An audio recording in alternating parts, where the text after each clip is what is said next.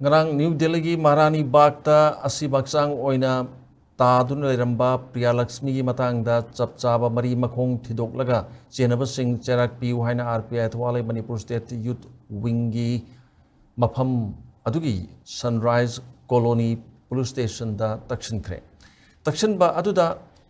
misi asi chingningai oiba maramda thodok asigi chap chaba investigation chatharabra matungda Maral Leiba singda action lokatlu haina warol yauki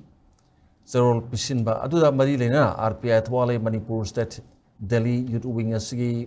working president Lamgan Balai Samna Haikibata Priya Lakshmi Misi asi chingningai oiba maramna chap chana thijin biu haiduna party asigi thomi sing amadi Delhi da leiba luk kaya ka kusam daduna Delhi police tangarang takshin kibani ngasisu station asigi station house officer SIO Unaduna misi asigi investigation asigi hena kupna amadi khonglei thuna chathaduna Maral Leiba Meeoi sing athubada Cheirak phangalu haiba wafam sing takshilamki lamgan balai samna makha tarduna misi asigi matangda Manipur da leiba miyamna aran pau kaya social media da sandoklibo wafam asi tobiganu masana imung manung amadi miyam da hena chamamna mapohle masigi mahuta imung manung gi awabada mating tominasi haina phongdoki